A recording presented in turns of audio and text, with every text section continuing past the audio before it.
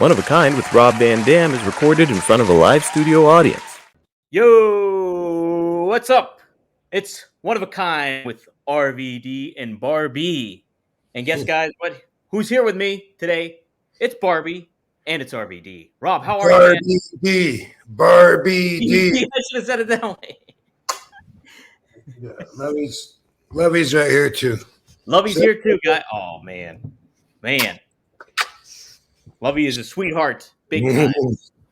Katie was saying how good a traveling companion she is. And that's a fact, too, because I saw it with you guys WrestleMania weekend. But we're live here today. It's a Friday, TGIF to everybody. We're live on OneTrueSportTV.com and on Rob Van Dam's YouTube channel. 1,000 videos on Rob's YouTube, so be sure to check them all out. That's a lot of videos, right? A lot of videos there.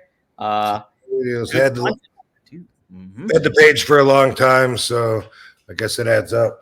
It does add up, that's for sure. And we got a good amount of folks in the super chat or in the chat right now. We got Triple E, we got Mr. Marijuana, who's a One True Sport member and big RVD fan, huge RVD fan. We got SJ Good, we got Liam Evans, who's also a member. We got Greg Jacobson. Shout out to all you guys. So if you guys want to get a question in, be sure to use the super chat, and that'll immediately pop it up for us. We'll get to it when it's pertinent, but we'll definitely get to it.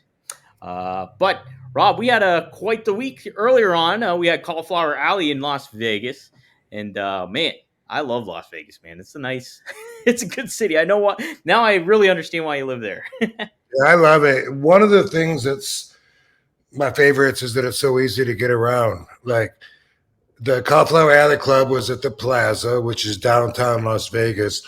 I don't live anywhere near the area, but I could put it at, in Waze, it'll say like 14 minutes. It's crazy how quick you can get all the way across town here if you don't live in Henderson. A lot of people want to get out of this city.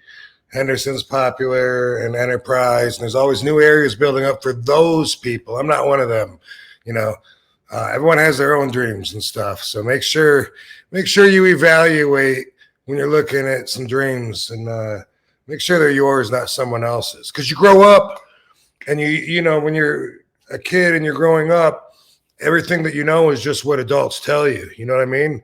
So like when you're on the highway, interstate, and you see that house, it looks like a cabin house way up on the mountain in the hills. There's no other houses around and stuff. Somebody in the car might be like, man, wouldn't that be awesome? That's a dream life. And then if you don't think about it, that ends up being one of your goals.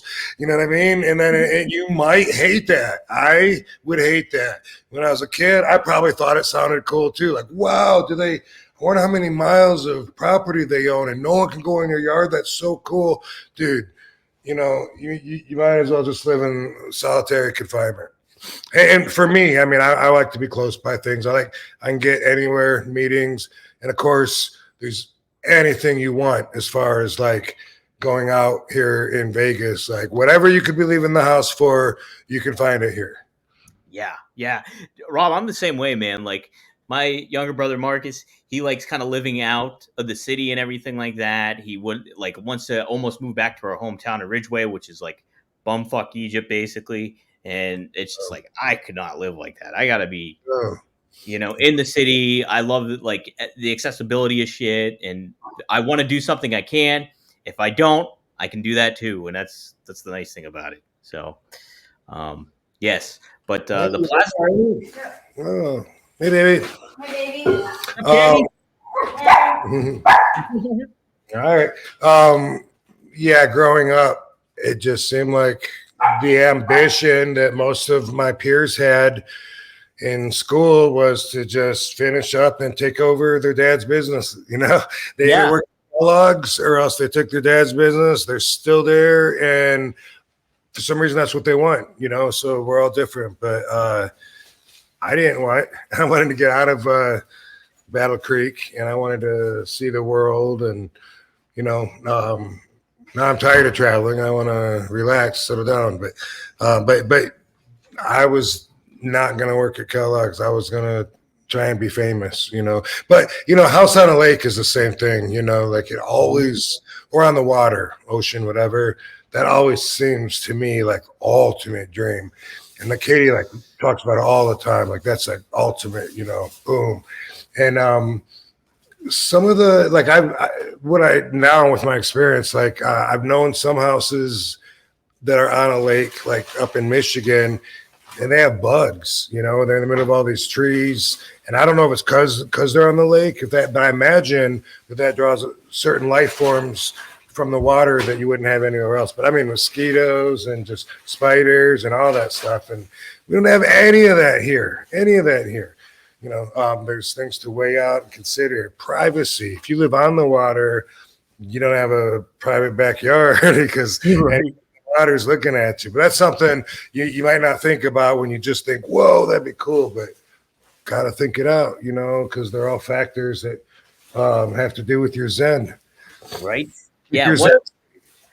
What balances out for you in specific? It's just like some people like living like that out there in the middle of nowhere and everything like that. But man, it's just not my cup of tea. That's for sure. Living in the middle of Manhattan, right? So, the right out in front of your door is a really busy sidewalk. You never have to own a car.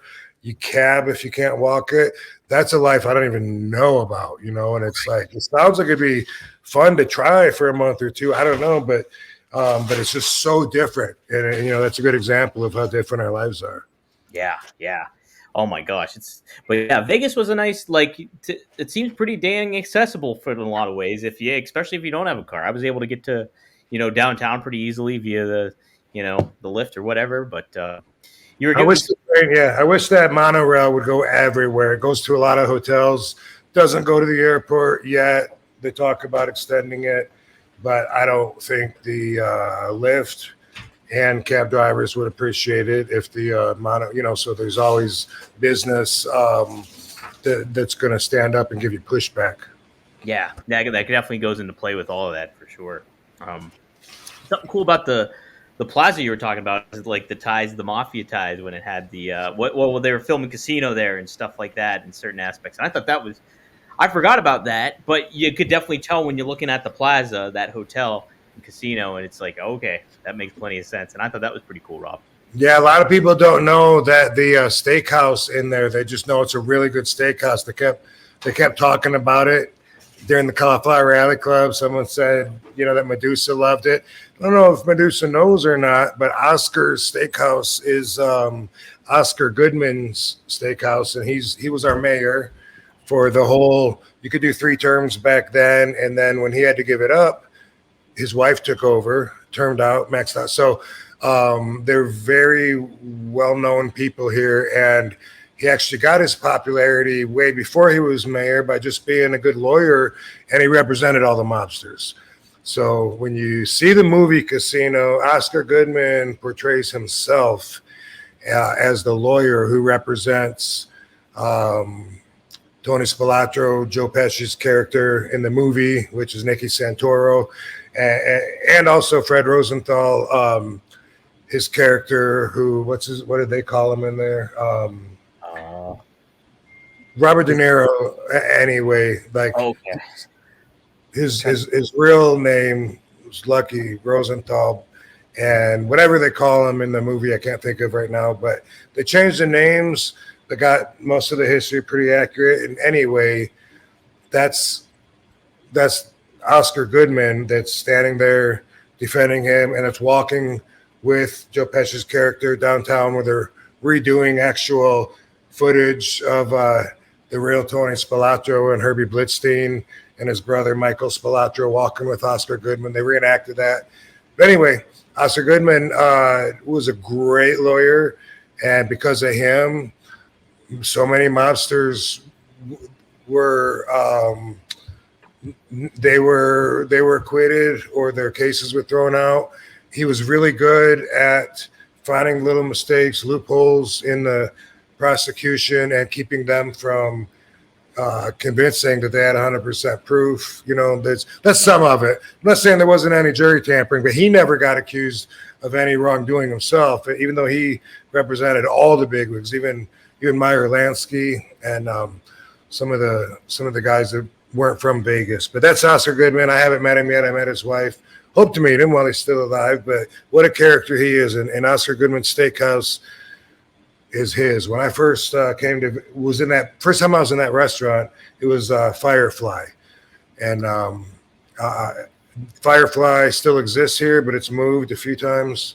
They had a few locations. It's a really good tapas restaurant. But I remember when I was able to look out the window and see all the way down Fremont Street, but you can't anymore because they have a zip line station that blocks your view if you're in the restaurant, and that was done intentionally. I was told that that when they came through to collect money for the Fremont experience down there, that Oscar didn't want to chip in, so that's what they did to him.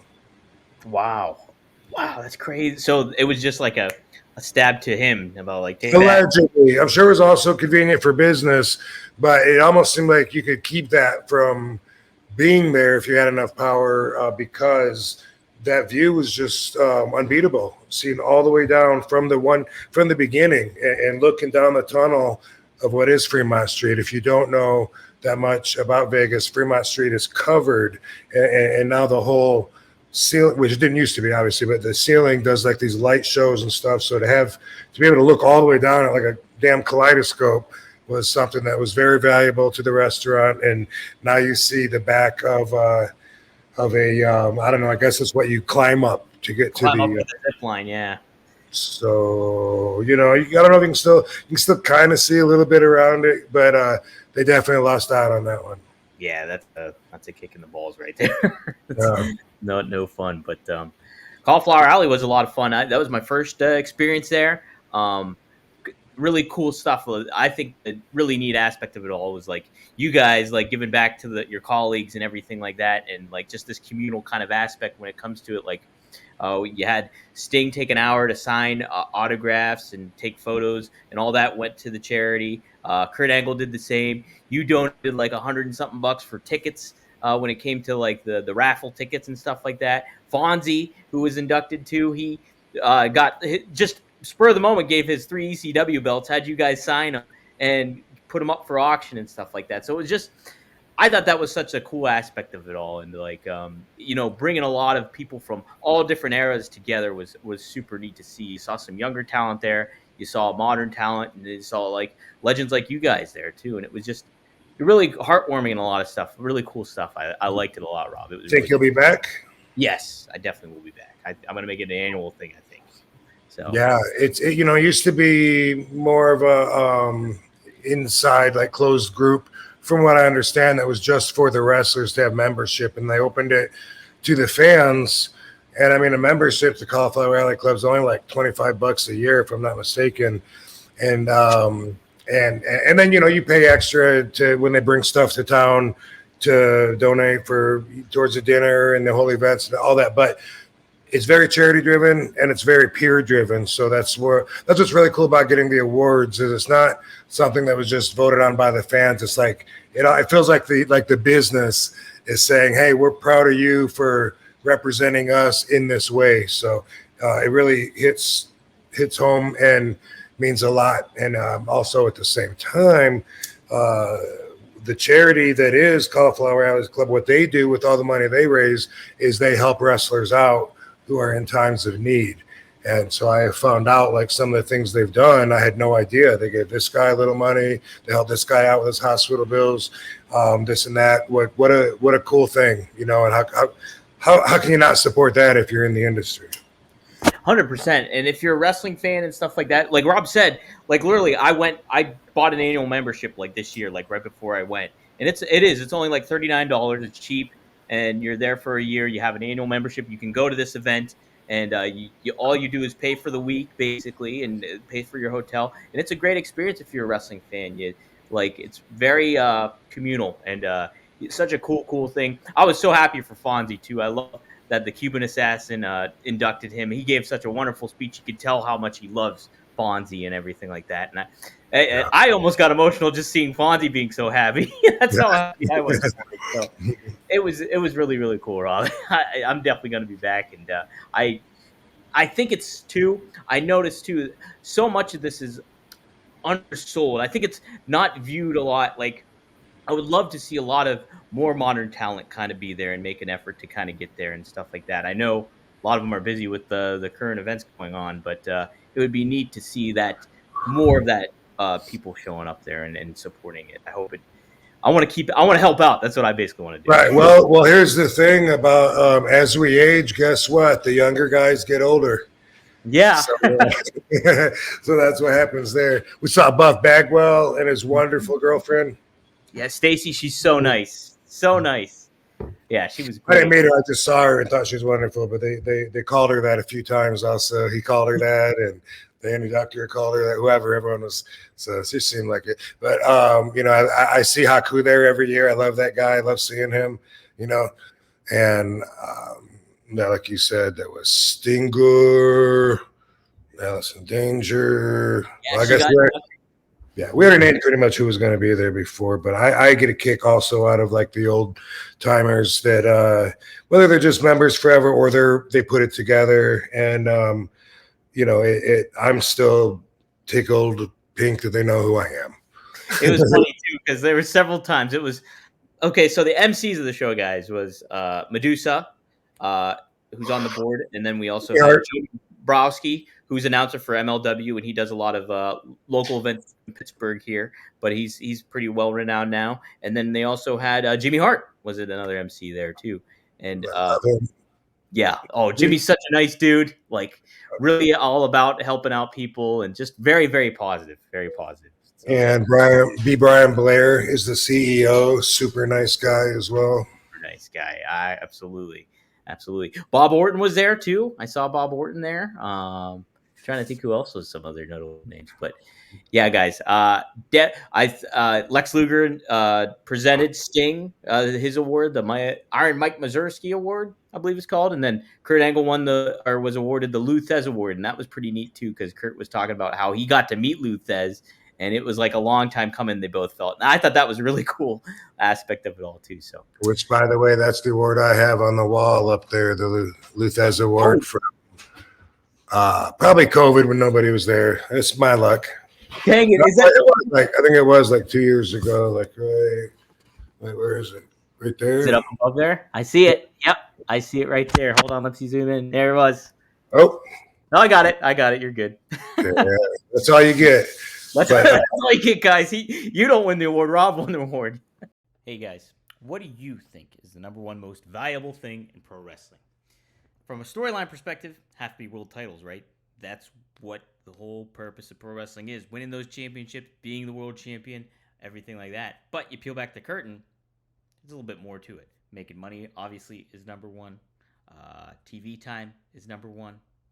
And, hey, getting that creativity over is pretty valuable, too. All those combined really define what makes pro wrestling great. But what is the number two most valuable thing in life? I would say time. Time is valuable. I spend a lot of time up in the noggin. I think a lot of us do. And you know what? One thing I don't have to worry about is worrying how I smell. And that's because we at One of a Kind with RVD have Mando. Mando is such a great deodorant. And they have different products that you can do too, that you can go to and check out. This is the Mount Fuji 72-hour strength, and boy, does it work. And you know what? The thing I really like about it too, I actually went out yesterday and applied it, and it's not overpowering. You know, you have certain deodorants, you have certain sprays, you have other things that really kind of, knock somebody out. You walk into a club and you're like, holy crap, somebody's got to lighten up on the deodorant, on the cologne, everything like that. But Mando is very undertoned and has a great smell. The Mount Fuji is the one I have. And I also have the body wash, but they also have deodorant wipes, and they also have a cream that you can do too. So you can go to shopmando.com and use promo code RVD to get $5 off, like a 5-star frog splash, $5 off, which is like 40% off your complete order. So get that free shipping. Go to shopmando.com, use promo code RVD. Smell great. You ever see Kevin Kline on A Fish Called Wanda? That's what he used to do. You'll be doing that too when you use Mando. So go to shopmando.com, use promo code RVD, get $5 off your first order. All right, guys, smell good. What's up, guys? Just wanted to take a little pause to talk to you about Via. Now, Via is such a cool kind of sponsor to have, especially for our VD podcast, because it's got all the kind of relaxing or focus stuff that you kind of need when it comes to like giving you a little bit of boost of energy, or hey, a little bit of time to chill out and take it easy. Via comes in different kind of gummies and stuff like that. My personal favorite right now is the Flow State. The Flow State is very good. It's got lion's mane in there, which I've been a big proponent of recently, and it's just CBD and really, really good stuff. It kind of gets me right in the zone too, whether I'm doing the podcast or whether I'm doing some other extra work when it comes to the pro wrestling business. So covering the news and what have you. So very much like Via. It's such a cool packaging. There's so many different ones that they have in here. I'm looking at my box right now. They got High Love, Cloud 9, Dreams, Revive, Elevate, and Zen in it. It kind of tailors to what you are kind of looking for when it comes to like, hey, this is something I kind of want to get into and take a look and see what it does for me. And so far, I'm very pleased with the results. And yeah, my go-to though right now, the Flow State, baby. So give it a try. Use promo code RVD and check out Via. It's a great product. We're happy to have them as a sponsor on the podcast. You know what? Did you find anything about Jim Ross? Why he wasn't there? No, I didn't. I haven't heard anything. I didn't know if he went to London for All In this weekend or not, because I know that's going on. But I don't know if it was like just a situation where he couldn't make it or anything like that. But yeah, I hope all is well with him. But he was presented the Jim Ross Award, the inaugural Jim Ross Award. Jim Ross was first induction, and they put it. I think Joe Dombrowski did a very nice job, kind of encompassing what his career was and what he meant to a lot of people in the business. So it was really nice. Trying to think, there was another speech I really, really liked too. That I liked the independent wrestler. What was his name? Gary. Yeah, Gary Jackson. His speech was great. I just like it was cool to see that. It was like touching upon everybody, and yeah. And he had the thing about him is he had his rules. Yes. Right? Rule 1, I'm going to beat you. Rule 2, I'm going to cheat to beat you. Whatever it is. Then rule 5, remember the rules, whatever it was. Yeah. You remember all the rules. It was fun stuff. It's a good transition to some rules that I got from Raw. You know Raw? Yes. They sent me another box, dude. So I just want to say thank you. Look at this, like a huge box full of jars and papers and tips and a solar lighter. What the hell? Yeah, cool stuff. And I want to say thank you, Raw. Y'all are too cool. And they sent me this poster that has rules of smoking. So what? Spark it up if you got them. I'm going to read these 10 rules. It's the raw smoking rules, right? Yeah, look at that. Dang, that's sweet. I found it entertaining. Agreed with all of them except for one, maybe. But anyway, for the tokers among us. Number 1, puff, puff, pass, except for glass. Number 2, always pass to the left.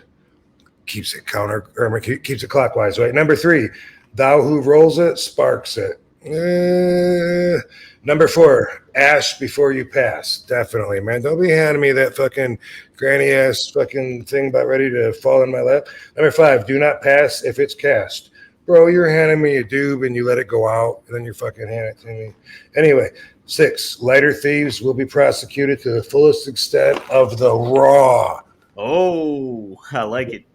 Number 7, the cone is not a microphone. I can't wait to use that when someone's fucking like, and then also, man, you know what we should do?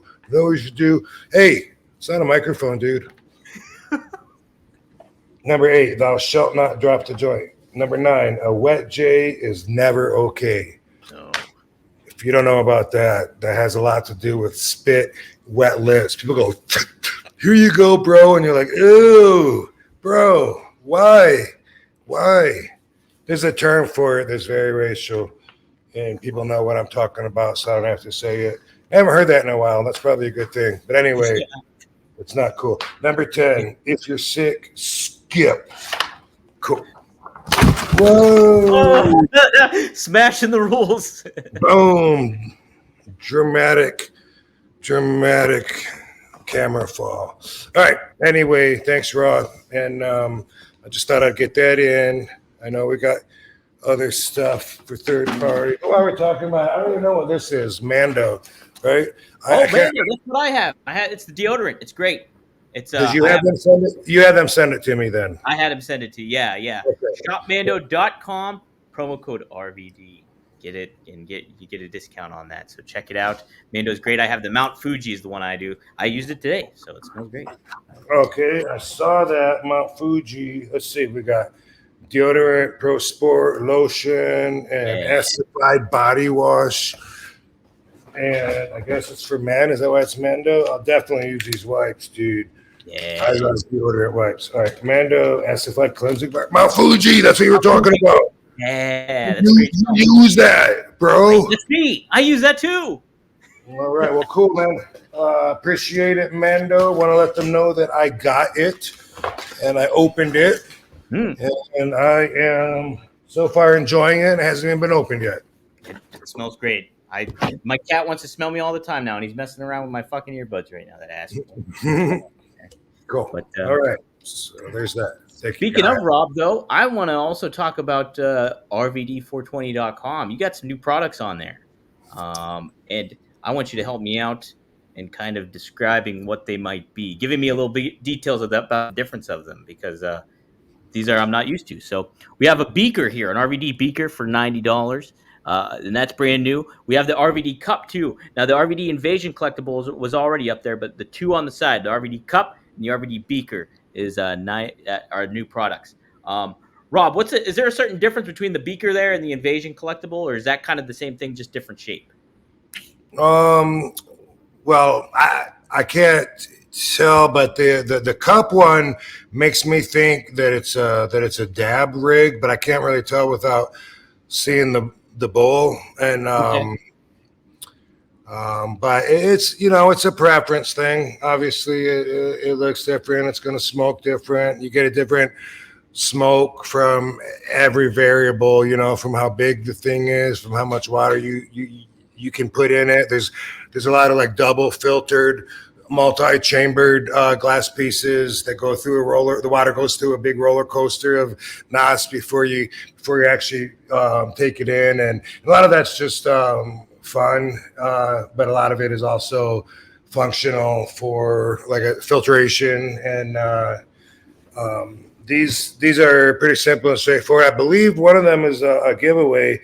I just like reposted, or I shared the invite to post, but it says that Greek Glass is going to give away. Doesn't say it on that one. It must be the other one. Yeah, I have them on Instagram too. It's RVD Glass giveaway. I don't know. It says enter your chance to win an official RVD beaker plus 50% off your next purchase at Greek Glass. Dang. Like, tag a friend, share your story. So that's on my Instagram story right now. If you go there, you should be able to find it. Heck yeah. All right. Yeah, there's some good ones here. There's also, look at this, the RVD sake bottle, and that's a $30. We have RVD pup scallop attachment, and then we have a Swiss tube too. What's the Swiss tube about there, Rob? Is that just a different way too? I mean, I can't tell, I think like if you can change the bowl out a lot of times, then that's all that makes the difference between a water bong and a dabber. But you can't just put like a metal, the bowl, they call it a nail, but to do dabs, it's metal, and you got to torch it and get it like really, really, several hundred degrees hot. And a lot of just normal water bongs, you can't just take the bowl out and replace it because of the size of the stem and the tube that you put that down. And so, without actually having these in front of me. I'm not real sure, but that one looks, like it's cool the way that's decorated there, the Swiss tube. That's probably mostly just for looks and fun, watching the water work its way around. And one might argue when the water goes through more movement like that it actually filters better by dropping off more of any undesirables that it may pick up. Now, the Puffco scallop attachment next to it. The Puffco is a very popular dabber that's I have like 5 of them, and but I break them a lot of times. I break the glass. So maybe this is to put it looks like you put it actually like right inside of it instead of what they have. But the Puffco is cool. You set the temperature. You don't have the big torch or anything. When I first saw it, I fell in love with it because it's so simple, convenient, a small little thing. And you just keep hitting it because you put wax in it and it holds it. But you got to keep it clean. But this thing looks really cool. I'm going to check into it because it looks like you can maybe replace the Puffco, maybe the whole loading the loading piece will come out and maybe replace it with this, which looks like it holds like way more water than the Puffco. Maybe I can get a Puffco and we can compare, but yeah, that looks pretty cool. And even the sake bottle looks like it would hold dabs. But it's got the glass bowl, not the metal bowl. You got to to put the wax in and heat it up to, 500, 600, 700 degrees, which is what they do.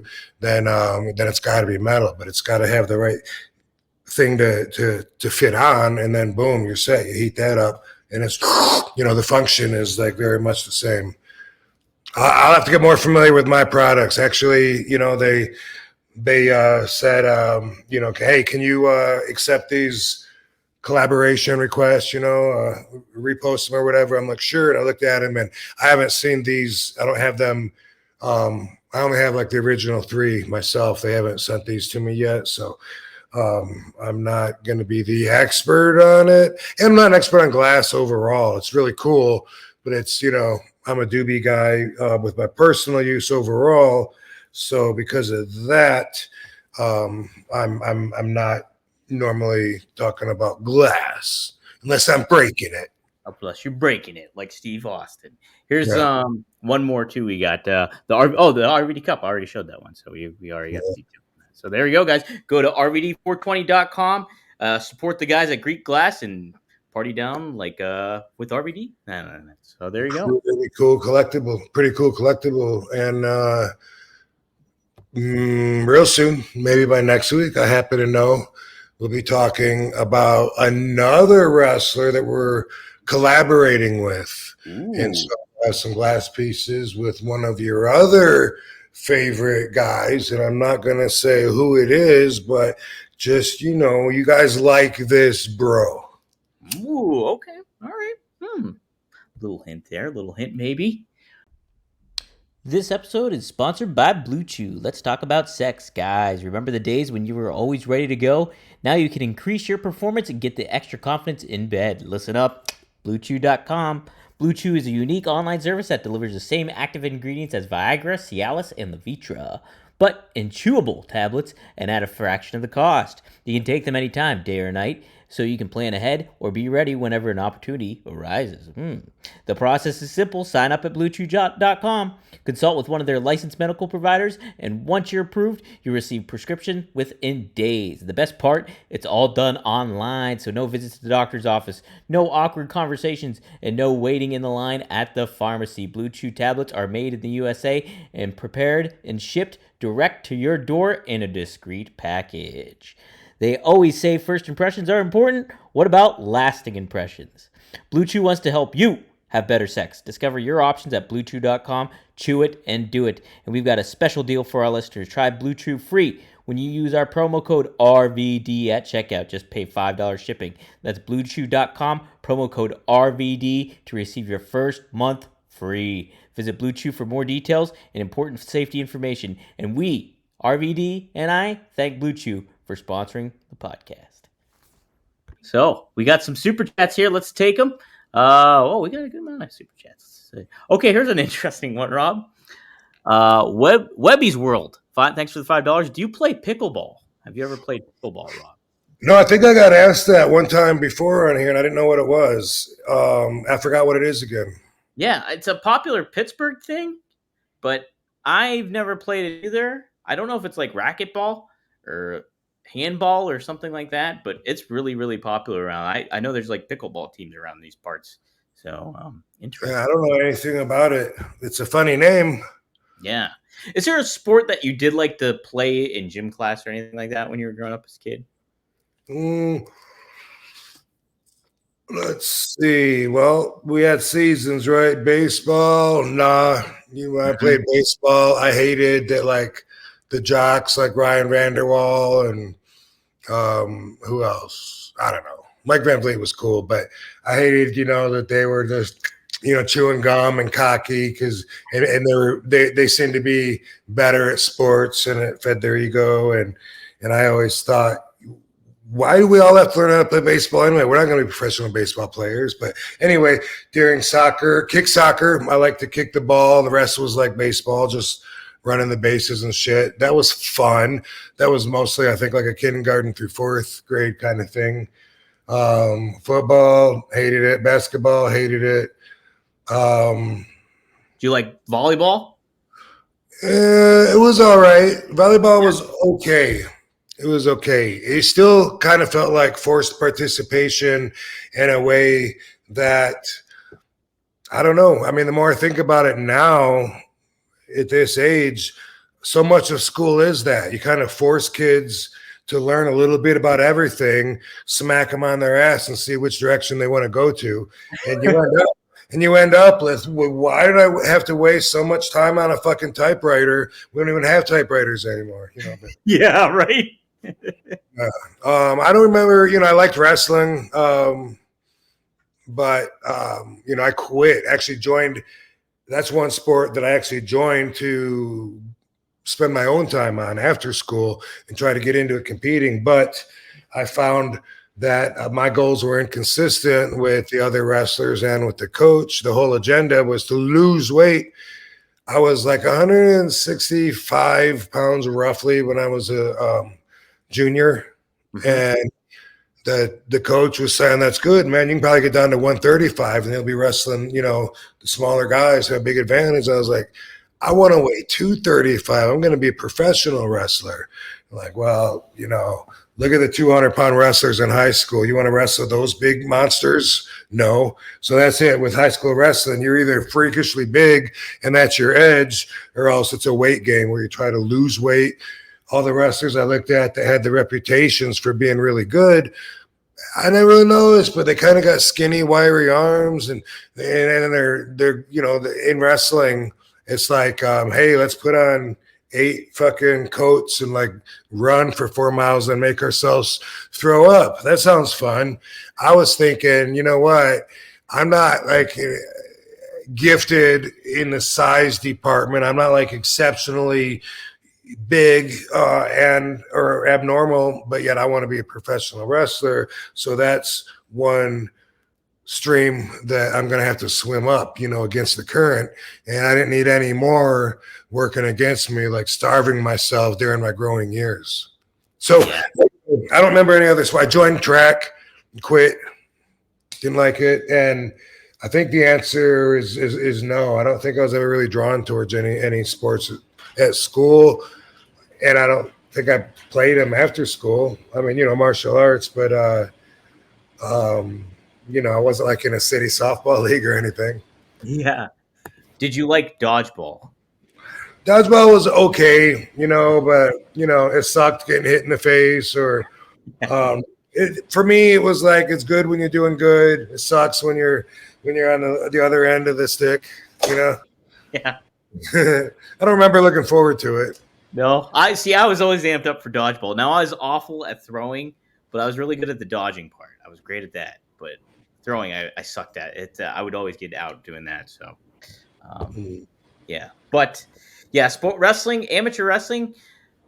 That's what was the big deterrent for me is I would see guys having to run in garbage bags and sweat out all their stuff and try to make weight.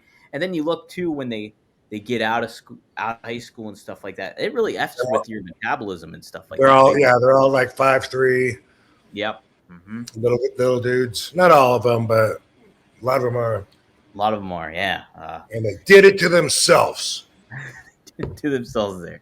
But I do kind of wish I did learn some of it, or take it at least for a year or something, just kind of learn the basics, because I think it's just a neat way to handle yourself too, if need be, in a scuffle, if you will, or some sort.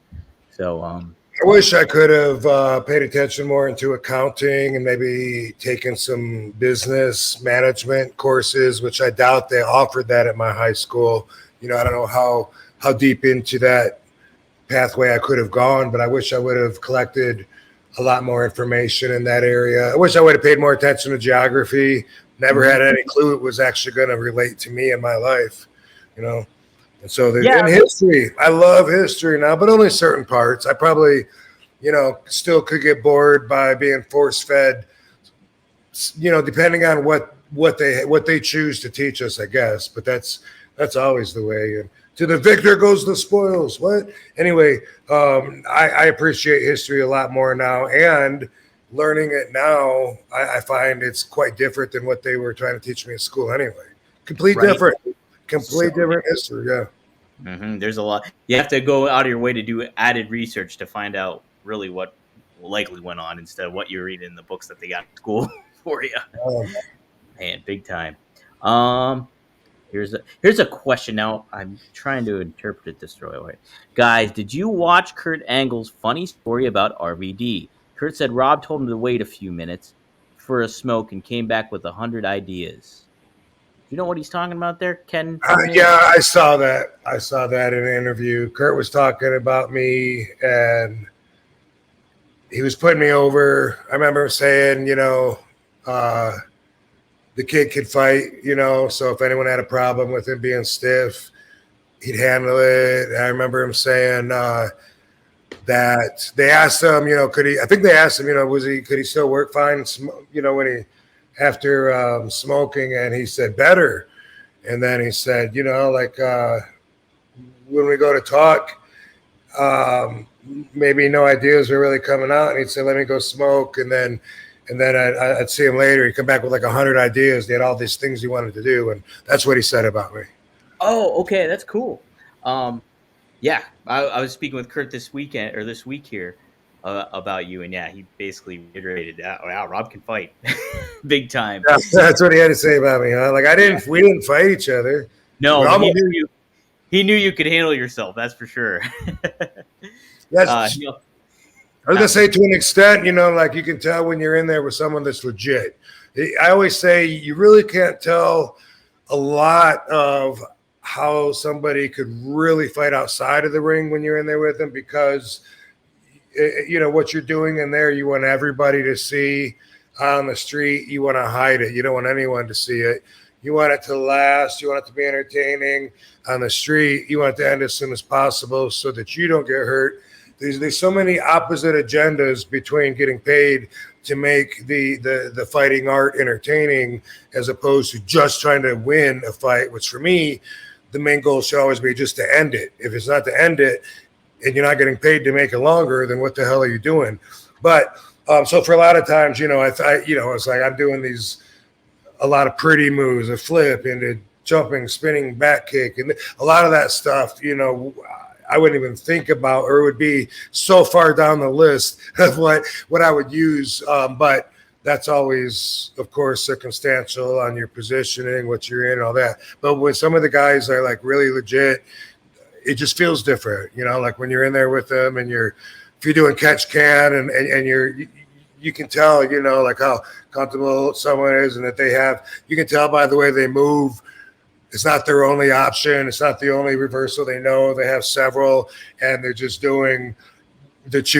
Maybe they'll do several. Maybe next time you get me in this, I'll do a different, whatever. You can tell quite a bit, but not everything. So those are two different looks at that same thing. A lot of people, you would have no idea exactly what they would do outside the ring if they had to defend themselves based on what they do in the ring. Sure, you can tell, you get an idea how tough we are, how good we move, how quick we are, how flexible, if we can kick high. You get a good idea of putting a whole bunch of qualities and factors, in the chart, let's say. But for the most part, you still don't know. But when you're in there with somebody that can really, really go, you kind of do know. You feel it. I could only imagine, when you're working with Kurt Angle or somebody like that, and that guy is another level kind of athlete from the amateur wrestling background and kind of knows and has been like this. It's so and JBL mentioned this, not JBL. My goodness, who introduced Kurt? It was JBL. JBL said about Kurt how he had to go back against everything that he was taught in amateur wrestling, knowing that having this regimented, almost scripted out thing that basically you have to do, and going up against everything that he was trained to do, not get on your back or not do this stuff. And he caught on pretty dang quick. And he did. Yeah, I also had an issue, and I've talked about this. I don't know how in depth I talked about it here, but I got a really quick punch, from kickboxing that Kit taught me. Mm-hmm. Your jab move is going to be quicker. It's in front of you. Your power is behind you. That's your base. You start with a quick bam, jab, whatever, and you step through, your body rotates into the power. I think people understand that basically. But in order to throw that jab effectively, you want to hit it. You don't want to, people to. So I always learned to not only to throw it really quick, but all kinds of ways to disguising it. Like if you think about it, even if my arm is completely fucking up and down, and then I'm trying to get it but okay, if the only movement you can see is this shrinking because it's getting smaller as my fist is coming to you, you're not going to be able to see that as much as seeing, something, if you can see more movement, it's just a line that's just getting smaller, except for bam, bam, bam, you know what I mean? Mm-hmm. If that makes sense. Anyway, you hide your punches, you disguise them, you don't want your opponent to see them. I had the shittiest punch, my first, holy crap, I don't know, 12, 13 years in the business. And when I look back at it, I can see it. Mm-hmm. To me, when I'm doing it, I'm thinking boom, boom, boom. This is a really good quick punch, but it looks like crap. It looks weak.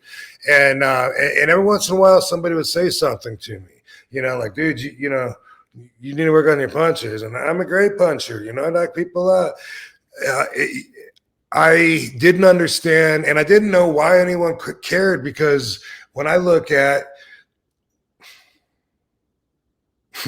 okay, let's name him. Let's say The Rock. I hate The Rock punches. He uses this and does a rolling thing on your foot. Anyway, you know what I mean? The whole fucking, and a lot of people grab the guy and then they fucking punch their own hand, and they have to hold the guy's chin for every punch. And basically, there's so many guys that are so over that throw shitty punches. That's why I didn't get it. Why is not everyone, but why are these certain people every once in a while so hyper focused on my punch when I'm fucking kicking ass, all around, and these guys that are making top fucking money throw the shittiest punches I've ever seen? What is it that makes them fucking care so much about the punch I'm throwing? And one time, Blackjack Lanza, so this is in WWE, probably 2002-ish, maybe one. Blackjack Lanza, he said, "You know what? Because I'm gonna show you how to. I'm gonna take you over here. I'm gonna show you how to teach you how to throw a punch the right way." I was like, "All right." And we walked out into this. It was like a lobby area where the fans weren't, just where a couple of the backstage hallways intersected, and there was a little bit of room there. And Judge Dredd was there, who was another one of Sabu and Sheik's students from Adrian, Michigan. What up, Judge Dredd? Yeah, big 320-pound motherfucker, and Jack, started punching it at Well, at me, but also at Judge Dredd, and saying, "Here, boom, he's gonna see what I did. Now you do it." And Judge Dredd standing there visiting, and then basically became like a punching dummy.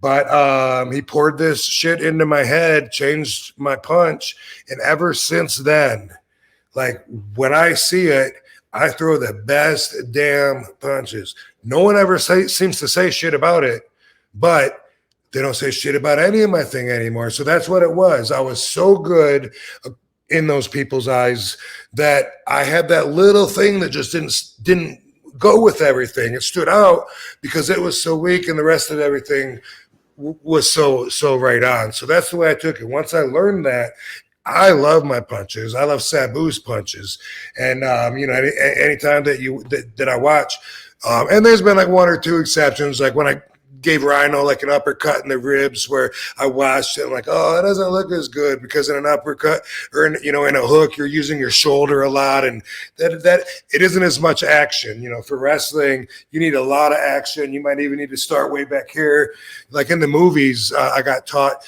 reach back like you're grabbing a bottle of beer. You're a bartender and you're reaching back. Grab a bottle of beer. Bam, when you punch him. And that was like an exercise that we had to do. We punched towels, all this shit with an action movie making weekend seminar. Thank you, Keith Vitale.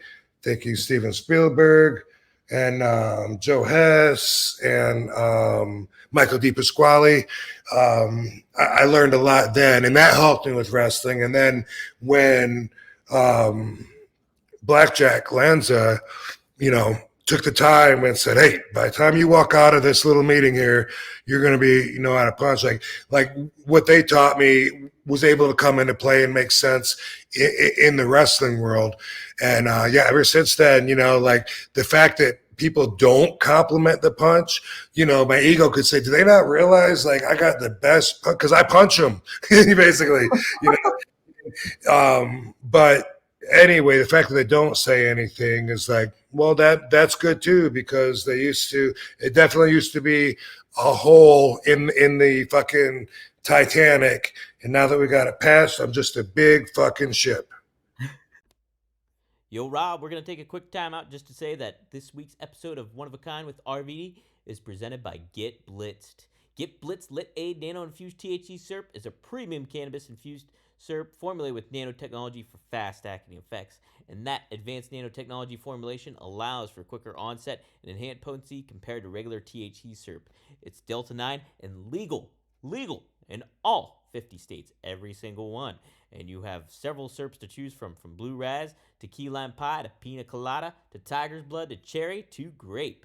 Just head to get-blitz.com, use promo code RVD, and get 15% off your whole order. Could be a bottle, could be a bundle, your choice. But yes, head to get-blitz.com, use promo code RVD, and it is by Mickey Ray Sinatra and Courtney. Take a look. Head to get-blitz.com, promo code RVD, get 15% off.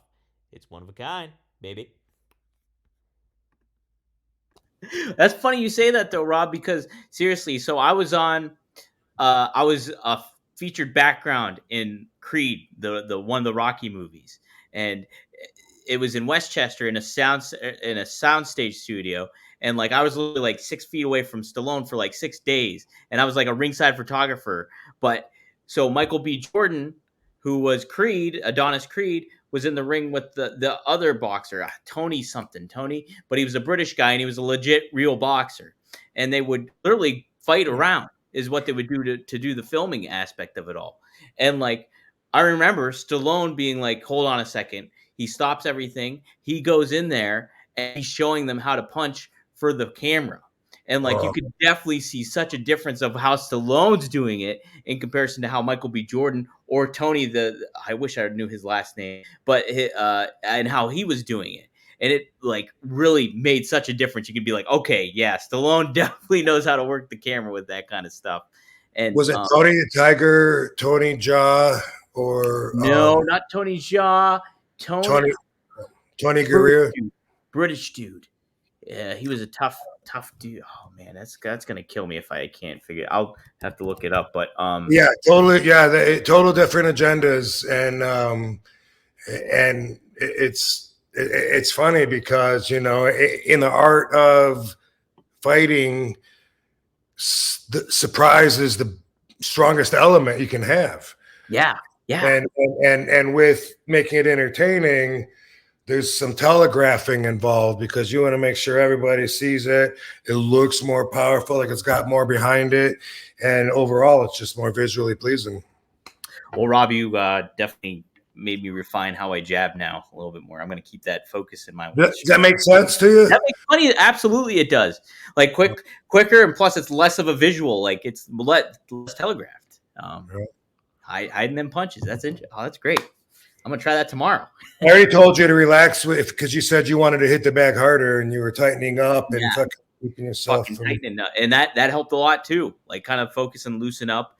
And then I'm trying to be more mindful of like faster. You want to hit it faster, maybe harder and faster, probably. But I know you want to do it faster. And I was saying you were slowing yourself down by being tensed up, right?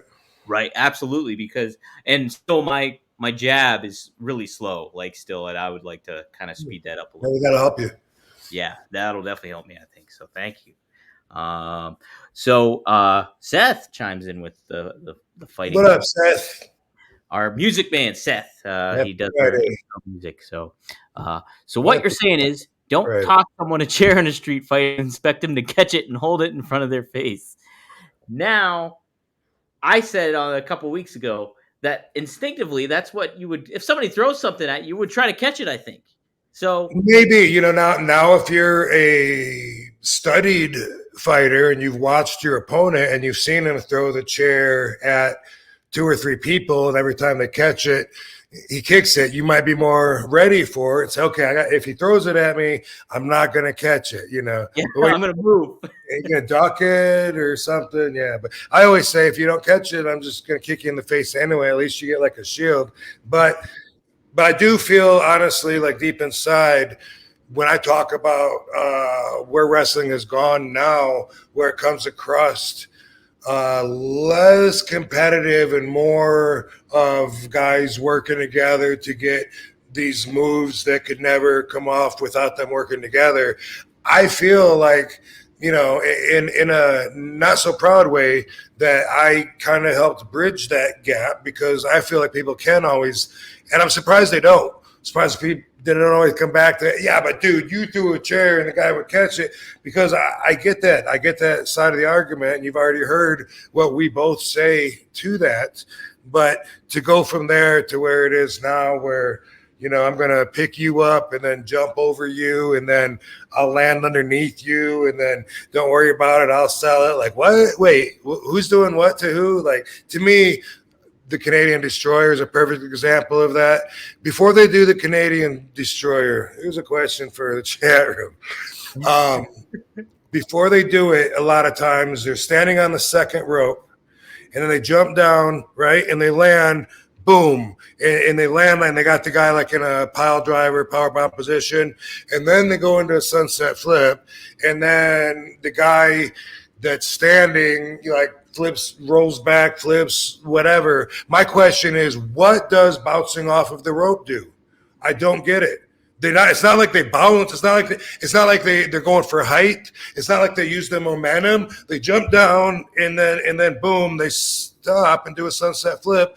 I don't get it. If anybody gets that, wrong answers only. No, seriously, I would love to fucking know. When I had my match with Jack Perry, I remember Cornette talking about it, because a few fans said, hey, did you hear his comments? And he said, I don't get the roll before the Rolling Thunder. Well, admittedly, that wasn't the best Rolling Thunder. I did the roll, and my momentum kind of stopped, and then I had to jump into the move. And the people popped because they recognized it. But I can admit, I rolled, I stopped.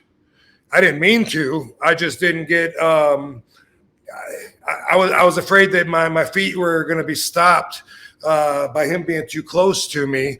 And so I'm trying to roll extra tight. And in that, I took my momentum, and instead of exerting it, I sucked it in, into where I had to finish the move. I feel like every time someone jumps off the rope into that fucking Canadian destroyer, that they're purposely jumping, stopping, and then going through the move. And I don't get it. I don't get the move anyway. I really don't like it. It's representative of the whole new kind of wrestling that says, hey, let's both hit the same rope. I don't get that. You hit the rope, and then I'll go and hit the same rope and then run by you. And I don't get any of that. That's all bundled together in my mind and my peers, my generation's minds of shit that, like, nah, we wouldn't have done that back in the day for a reason because we don't like it. Do you feel the same way about the Spanish Fly too?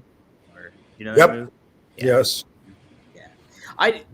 Like there's that moment you mentioned it, the Canadian destroyer where they stop, and it's not a momentum thing. I was kind of thinking of, oh, maybe it's the momentum, but now that I think about it, no, they stop and then they flip. It's like there's that pause. It doesn't make sense. I don't get it. I don't get it. And you know, wrestling has gone that way to go to the extreme direction. All this death wrestling, trash stuff, right? It's like I've always said they use dangerous, crazy high spots to actually literally take place of the wrestling. So, you know, I see on Instagram, you know, like on like one move reels a lot of times and shit like that.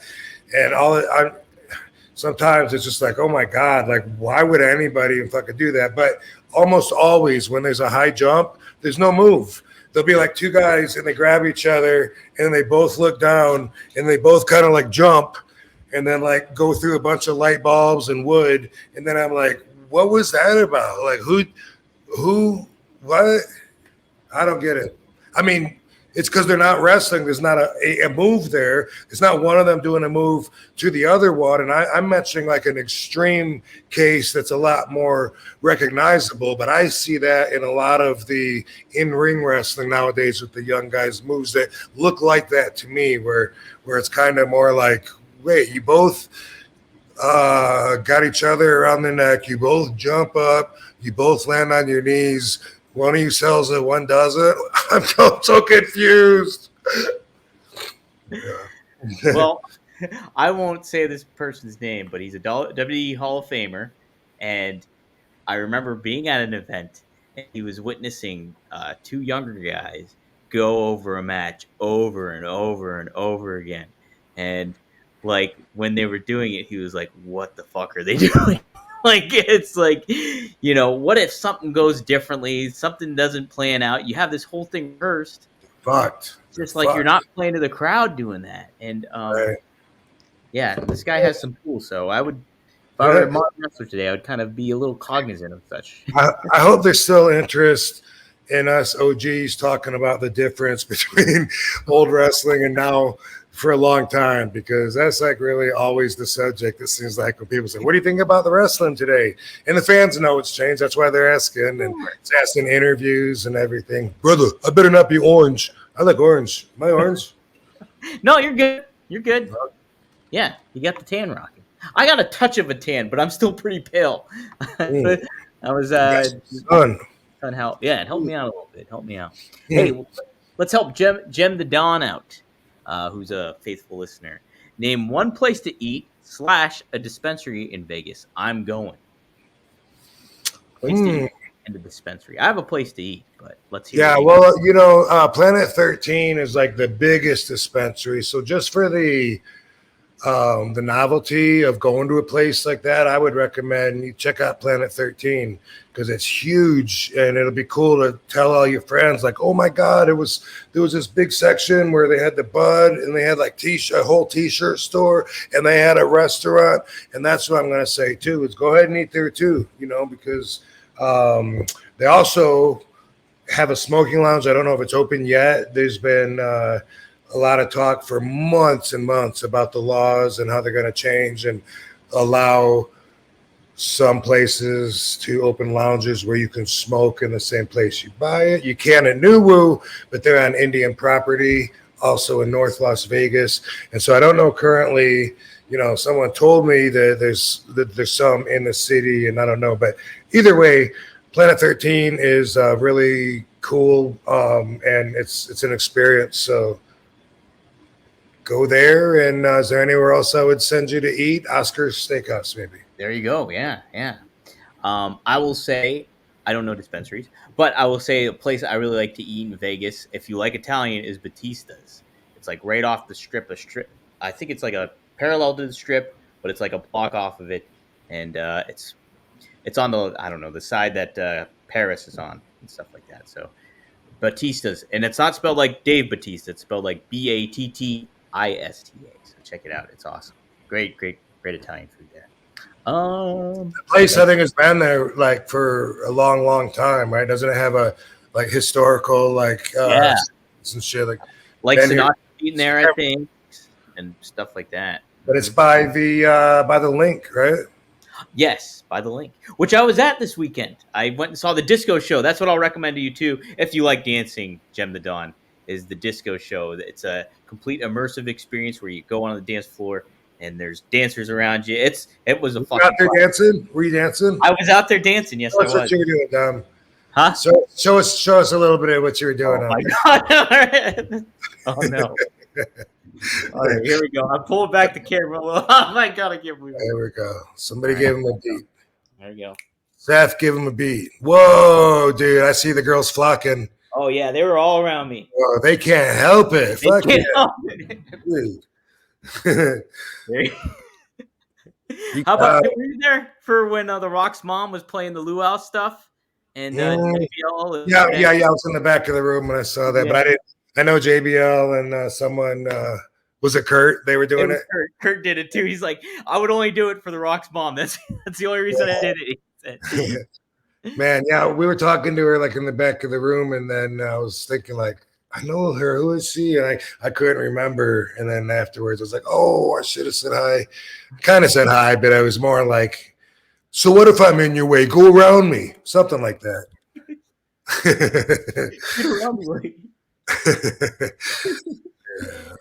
Voodoo Vic asks a good question. Hey, he's got your RVD hat. Buy the RVD hat. You can see it right above Rob there. Scan that QR code. Go to onetruesport.com or scan that QR code and buy the hat. But Voodoo Vic asks, do you sign your own figure collection, Rob? Do you sign your figures that you have up on your wall, do you? No, I know.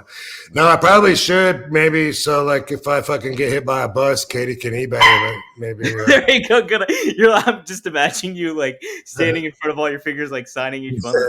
I have one magazine. You know, my magazine covers that I have are in frames in my gym, and I have one that is signed because I was signing it for a fan, and I was like, damn, I have never seen this. This is cool because I think it's because it's a fighting magazine. So that's extra cool because, it's not just a wrestling magazine, but a martial arts magazine that had me on the cover. And I was like, what? I don't remember even seeing this one. And I have that hanging up with my autograph on it. That would be I think as a wrestler too, like besides we talked about this a couple weeks ago, figure being in a video game or having your own wrestling figure, being on the cover of a magazine is pretty awesome. I would think that has to be a pretty rewarding feeling too. Yeah, I have so many, I have a big collection of them, and yeah, definitely that's something you look forward to. Yeah, you get a good vibe when you see that. Yeah, no doubt about it. Maddie makes an interesting comment here. He says RVD NXT TNA 2025 run would be epic. RVD versus Cody, he says again too. We talked about you versus Cody before, but I think.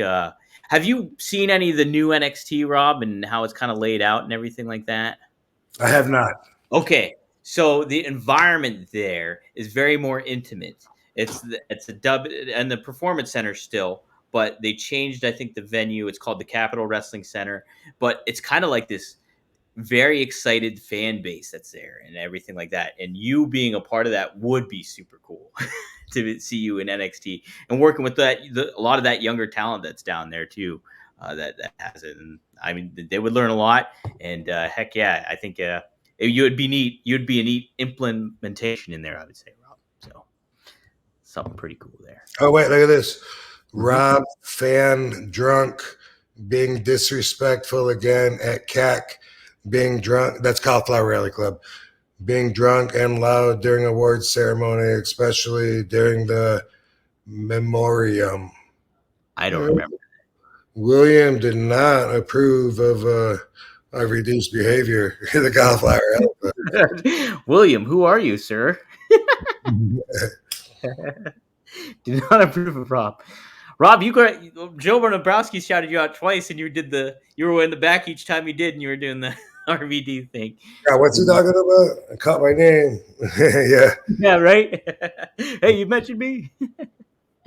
Let's see. There was a couple others. I actually thought I was gonna go up and say a speech for him or whatever, and I was like, I think they would tell me, and he was like, oh no, just do it, and I was like, I had like nothing prepared, but I wasn't worried. I was like, I'll go up there and talk off the cuff if they want me to. Yeah, but Brian had told me though that they were so tight and that a lot of people were requesting stage time and they had so much to do that he had told me, because I was talking to him about going up on stage to talk about a different project that I've just been dropping mentions of.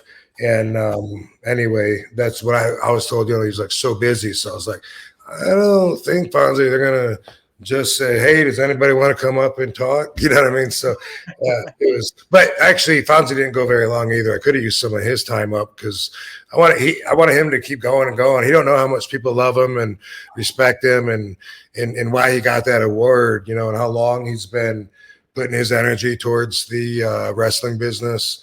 And, like, it was like a really cool moment. And he was kind of just like, I don't know what to say, like boom, boom, boom. And it seemed like it was done.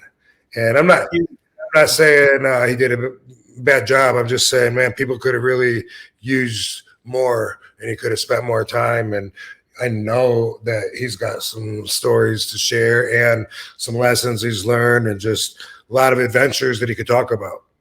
Dude. So when they were even showing the video of him, the crowd was really excited for him. Like they were already clapping, they were already cheering for him. Like you could tell everybody loved Fonzie. And even during I think JBL's introductory speech for Kurt, he was saying, Fonzie, I just love that you love the business so much that you didn't know what to say up here. It's true. Like. Yeah. Man, you can tell how appreciated Fonzie is, and I think that in part kind of got me a little emotional too, because you can see how much he's loving the business. Did anything make you cry? Did anything bring a tear to your eye? I got really close actually when Cuban Assassin was talking about him, because you could tell how much he loved him. And I'm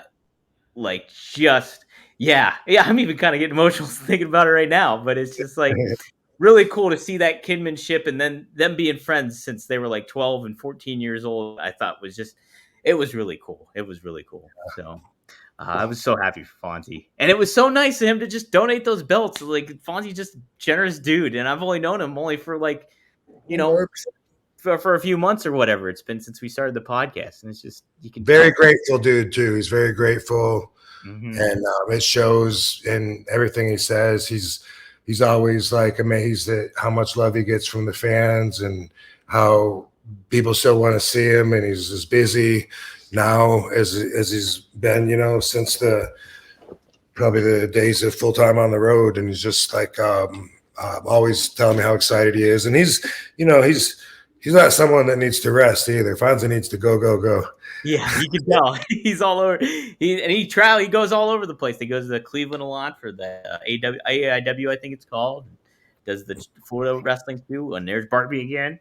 No, I'll tell you who gave a really good speech too was Bubba Ray Dudley. Like his speech was really great stuff too, and really covered a lot of great ground. And you can tell how passionate he is and how thankful, how appreciative he was. Because Devon, I thought his speech was great. He mentioned how he thinks that they were the greatest tag team of his era. And Bubba credited a lot of the teams that they worked with for helping them out and kind of putting them in that position to win all those titles and making them good. And I thought it was just really well said and stuff. I thought he did a good job. So it sounds like Devon kind of went more with character-driven thoughts on the business, and Bubba was a little more from the heart. Because you have to, I always got to bring this up, but wrestling is all about egos. It's every single promo is, I'm the best, No one's going to beat me. I'm going to win. Put your money on me. Everyone, every single one of them.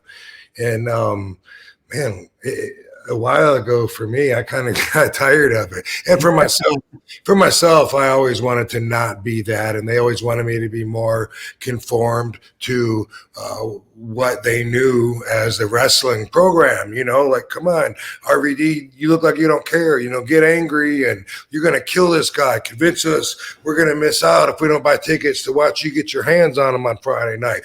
Grrr, get mad, and I'm just like, man.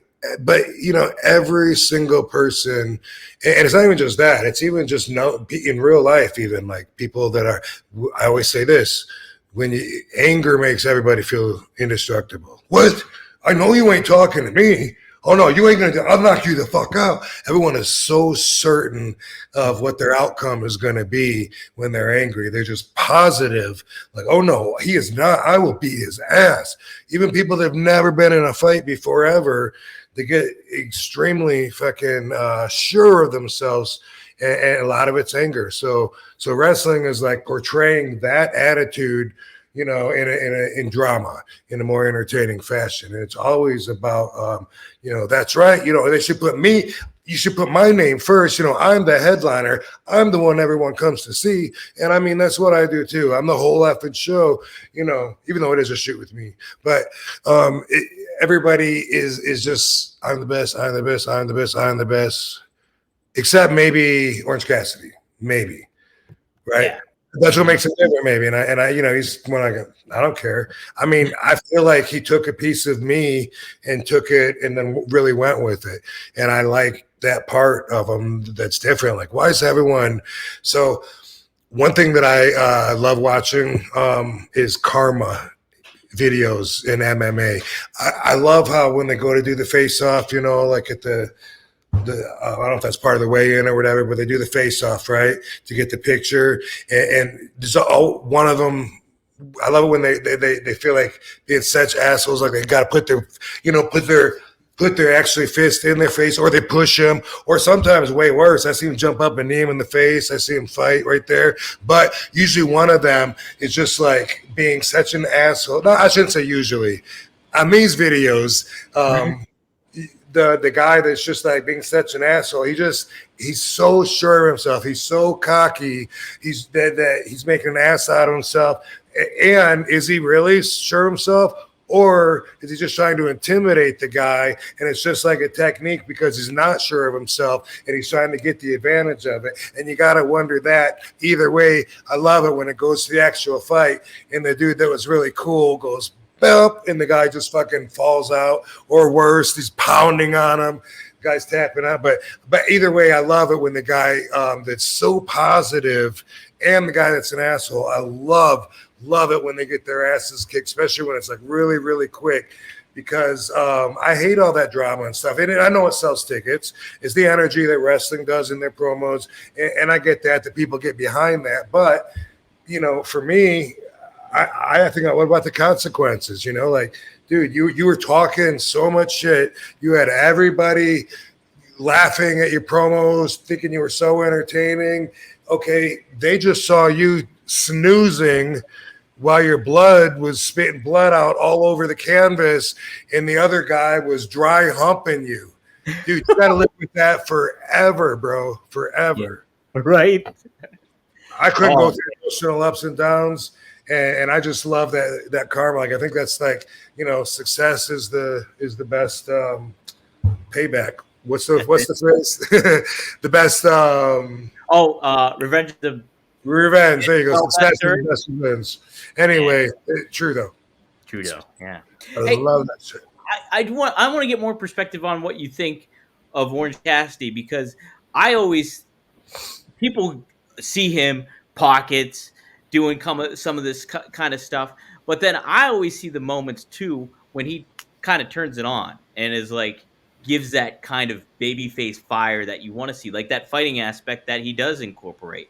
And like, I look at it from the wrestling perspective of, yeah, that's the entertainment product and he's different than everybody else, but he always still kind of knows when to turn it on and get into that kind of athletic, competitive aspect of it all. Do you kind of feel the same way, or how do you feel about just the gimmick of Orange Cassidy in regards to? I like the idea. I like the idea from what I've seen, which is all I can talk from.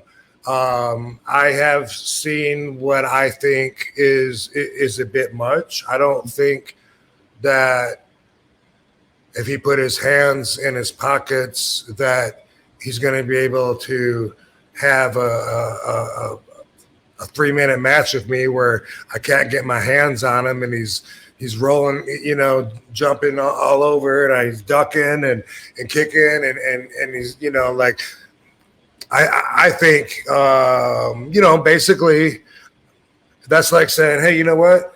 Let me tie my hands behind my back. I'll kick your ass. So if I'm having a match with that guy, I think I might just kick him in the stomach right off the fucking bat just for the principle of it. You know what I mean?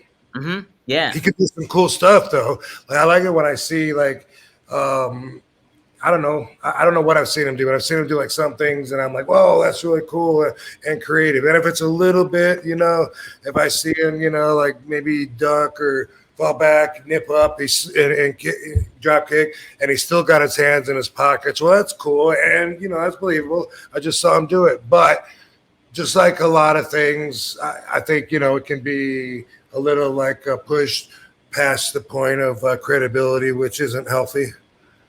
Yeah, there's certainly a balance to it, I think, when it comes to that, and it's my opinion. Yeah. I think I think that's the right perspective, though. To be honest, it's just like. You want to find that balance of like, okay, what's entertaining and what isn't, but and what kind of works, what takes you out of the moment, and I like the character though. I like that he doesn't have to be all raged up and fucking be just like losing sleep over how he's going to get his hands on this person, and I like that. Like I said, I feel like he took a part of me and went with it and made that like his whole character, because I have a lot of that in me. Like, why do I have to be just like all these other guys? Why can't I be the guy that says, you know what? I like my odds. Yeah. That's the real me. Mm-hmm. You know what? I feel pretty comfortable in this situation. If I was a betting man, and I'm not, I think I'd put my money on me, actually. Well, don't know really what's going to happen. Let's see, but I'm feeling pretty confident. You can't draw money with that. We need, I'm going to rip your head off. Being the nonconformist I am, maybe that's why I think differently, but I've always thought there's got to be room for something else. Yeah. And you know what? Like you were just mentioning it too about like being in a fight or like even UFC stuff. You see the guys that talking all that smack and talking all that. And here, the guy that doesn't say much knocks you out and gets you out of there, and that can happen. Like it's like you don't need to have that intensity. I know you're trying to sell tickets, what have you, but hey, if this guy's playing it cool, and then you see what he does in the ring later on, I think that's enough to sell tickets right there. So well, who knows? I mean, that's probably subjective to the ticket buyer. More drama is always marketable, but for the people that really.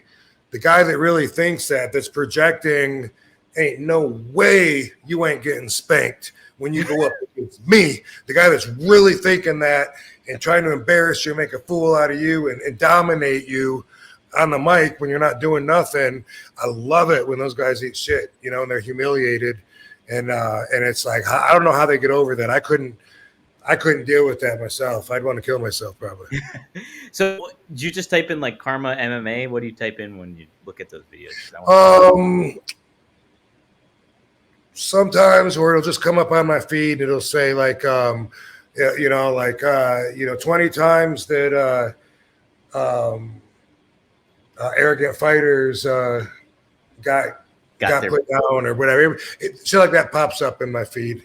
Okay. I don't know exactly what it is, but yeah, if you look up Karma and the MMA, I'm almost positive it will show up. And yeah, okay. I'll have to do a little Googling. They do recover from it, though. They recover, and they might even do the exact same thing a second time. I can't imagine going through all of that emotionally. I mean, how do you feel like you have integrity? How do you still have a sense that your own self-worth has value when you've been seen talking so much shit and you had to eat your foot filled with dog shit. You had to eat shit in front of everybody. Got completely annihilated after talking so much crap. How do you come out of that and be like, well, it's part of the game? Maybe that's how you do it. Maybe that's it. Just be like that. Yeah. Do so. Let me see here. We got a couple more super chats. We'll close out with these two. Let's see here. Seth just asks, is Fonzie the only ref ever with a catchphrase? Right down the middle, baby. Well, daddy, but yes. That catchphrase or a catchphrase? A catchphrase. No. Nope. Who else had one? You screwed Brett. That's it. Earl Hebner. Yes, sir. Yep, he had T-shirts with that. I screwed Brett, and that was his gimmick. The fans, of course, would cheer that every time he's in the ring after that, refereeing the match. Yeah. So that maybe those two are the only ones I can think of. Yeah, I don't know. I wasn't around when Tommy Young. I also got to add my friend Harry D. Up in Canada, in Hamilton, longtime friend and referee in the business, and a lot of people know him. What up, Harry D? Always taking care of me. Harry D has a shirt that says "Only refs." Oh, only ref. I don't know if I call that a catchphrase, but that pops up into mind too. I'm trying to think of like refs that sell shirts, like ref shirts with something on it. That's the only other one I can think of. Yeah. This is just nickname, but Charles Robinson had Little H. That's true. I don't know if that's not really a catchphrase though. Right. It's kind of more like personal, like that's what everyone called them. But definitely we'll put him in the honorable mentions. Honorable mentions. There we go. Like that, Rob. Couple more questions here. Hey, fellas, Foundation Radio. Rob, have you watched Get Gotti on Netflix? Still working on having TJ English on the podcast about his next book. Yes. Have you? What'd you think of that? Yes. I liked it. Yeah. Yeah, I liked it. I am glad to see some footage that we hadn't seen before, because most of the footage is just rehashed in all the documentaries, and you see some of it so many times, like the shot of Paul Castellano laying on the street with the car door open, like, how many hundreds of thousands of documentaries use that footage, and it's iconic, just like when Carmine Galante was shot at Mary and Joe's. Yes, thank you, because I forgot that like a few months ago when I didn't know the name. But anyway, a fan had to tell me, and then I was like, I think it's Joe and Mary's, right? No, is it? Anyway, see, I remember when I'm wrong because I have self-resentment for that, and I think I punish myself inside my head. I'm like, you sound like a fucking asshole, like you know it all and you don't even fucking know shit.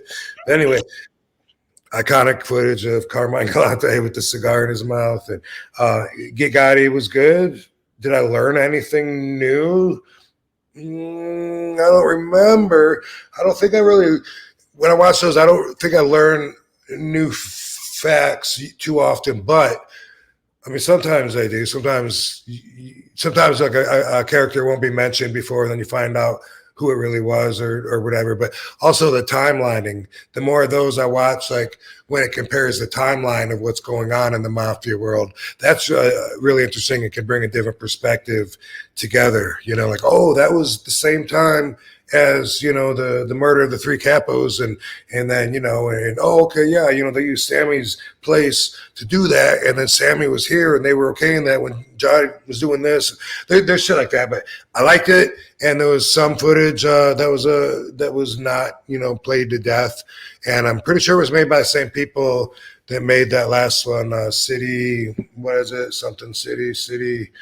Not City under Your City, does that sound right? Your City, yeah. I'm pretty sure because it flowed just like that one. I think the direction of photography and editing was done in the same way, if I remember right, because I saw this a little bit ago. But But yeah, I like it, and they got Gotti. They got him all right. They got Yeah. him. I read the book from the lawyer also that that put him down, and I'm not going to try to think of his name right now, but that finally got the Teflon Don to be held accountable, and it had a lot to do with turning Sammy the Bull. So it was an interesting book. It was an interesting book. Some weird things stand out, small things, like one thing in the book he said he called he called Tommy Bellotti. I think he said he was a captain when Paul Castellano was boss. And I'm like, that's really weird that he thinks, because he was the underboss. But I wonder if the intelligence at the time didn't know that or something when he wrote the book. Because it's not a new book. He wrote it back in the fucking 90s, in the early 90s. And I wonder, because sometimes when you look at those old charts, which I love the charts with all the pictures, and they draw them up and have the all the lines. I love looking at all those and trying to, but a lot of those aren't that accurate. If they were just what they were going by, some of that information, is not correct. Sometimes they find out, these guys are dead, or he doesn't even work. He's not under him. He's above him, and I always find out that there's like little things because they had limited information, and they had illegal wiretaps and they had stooges, informants, and basically that's kind of how they got most of their info. Yeah, man, it's fascinating. It's so bad, like to know all about the mob stuff from all the different cities and everything, and how some of them have their ties with one another across from it. It is so fascinating. If you're interested at all in the mafia tie-in with the President Kennedy assassination and the Fidel Castro Cuban Missile Crisis and that whole area from 59 to 62, maybe 63, like in that area, there's a great series called Mafia Spies. I had to buy a new channel just to get it, and then I'm planning on canceling it probably, but it's a 3-part series and pretty extensive. I enjoyed it. Oh, okay, so you watched it already and stuff. So yes. Okay, I will definitely. That, and there's also one called American Godfathers, which is also a new one, came out maybe 3 weeks ago or so. What channel is American Godfathers on? Can't remember. Just look it up. The Mafia Spies and American Godfathers. I'm typing it in the chat for everyone. Yeah, I like that area a lot with Mafia Spies because a lot of people just think that when it comes up that the Mafia worked with the CIA, could have had involvement with the John Kennedy assassination. A lot of people put that all as just theories. Mm-hmm. But if you watch this, you'll see it's fact that they work together. It's not unknown, accepted fact that anybody killed Kennedy. It still goes down. The Lee Harvey Oswald was the lone assassin, and there's no for sure facts outside of that. Some of that is theory. But as far as the CIA going to the Mafia and working with them on several projects, that actually happened. It's documented, and you can even hear a lot of people that were involved talk about it on that documentary series. Okay. All right. Yeah. Mafia Spies, everybody. Check it out. Google it up. We'll close out the show with this one. It's not a super chat, but people are curious about it. Vintage 92. Hi, RVD. I saw you in a movie with Steven Seagal called Sniper Special Ops. How did you get a role for that movie, and what was it like working with Steven Seagal? Okay, so I got the part because I was working with the production crew, the team. So when I did the three-headed shark attack movie, that was for Christopher Olin Ray. We became friends. I did several more movies for him, including A Second Chance, a Christmas Story movie. And what else did I do with him? Well, I did one recently that hasn't come out yet. and I can't get that one off my mind. Oh, Assault on V33, or I think it's called Assault on V33. Mm. You want to look that up for me, Dom? I'm always Look it up. Yeah. The title got changed a few times, like while we were making it. It had like a working title, and I think it's Assault or Assault. I'll Google it right now. Here. Anyway, I've done several movies with Christopher Olin Ray.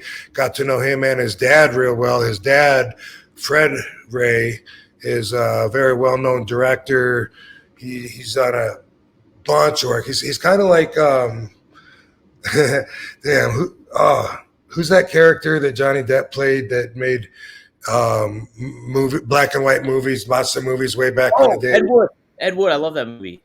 Yes, I think maybe his dad is kind of like Ed Wood kind of movies. You know, he's not like him as a character. You know, I mean, the man Fred isn't like that, but he does a ton of those movies with the posters that he's done with the giant 50-foot woman or real zombies or whatever it is, just a bunch of sci-fi-ish, but he really worked with everybody. He's very well known. And Fred was the director that wanted me to be in the movie Sniper. How it was working with Steven Seagal. It was like working with you, except not being as connected, because I'm actually talking to you. Oh, so you didn't have any interaction with him, basically? Nothing. Nope. Yeah. Wow. Okay. Yeah, I hear mixed things about Steven Seagal, I guess, when it comes to Me too. Not that I know. So Assault on you can't knock his success. No, when I was growing up in action movies were the really hot thing, at the theaters, and they were competing. It was Jean-Claude Van Damme and Steven Seagal. This is after Rocky, but Rocky goes all the way through, and nothing's after Rocky. He's still going. But then, there was Mark Dacascos, and there was Tony Jaa, and Jeff Speakman, and all these guys are popping up, like, going to be the next martial arts, action star. And that was a really fun time for me, and inspired me. Yeah. There's some neat aspects. Yeah, we talked about Tony Jaa on here. I love all the Jackie Chan movies and stuff back in the day. It was a blast. It's just like real good stuff. Assault on VA-33, Rob, it was called. VA, I forgot the A. I knew I was close, but didn't have it exactly. VA. What is VA? Huh? VA? I don't know. Veteran Affairs? Could that be it? Veteran Affairs Hospital? Yeah, I guess so. I guess. Maybe. Or Virginia? I don't know. No, definitely has something to do with military and the Army vets. But I wouldn't have thought of the affairs. I'm trying to think, I don't know, anonymous, no, action, what, I don't know, but academy. But yeah, I guess, did you get that from somewhere? Sounds familiar? You just made it up. IMDb. Cool. Yeah. So I'll remember that now. Thank you. Assault on VA-33. And you can rent it on Amazon right now for $4.59, HD version. So check it out, guys. Check it out. That'll do it, guys. Somebody did mention that how it was nice meeting you. Dustin mentioned it. Nice meeting you last weekend here in Edmonton. It was great to see you not just sign, but taking the time to chat and take photos with everybody. Class act. Rob does that all the time. I've seen him do it too. Although somebody down here in the chat room named William does not approve of RVD's social prowess. Does not agree. Yeah. Does not approve of my social etiquette. Yeah, edit that. Make me sound smarter. Absolutely. All right, cool, man. Appreciate it. Let's see. Not going anywhere this weekend. And right? I don't know. I don't think so. We'll be back here next week.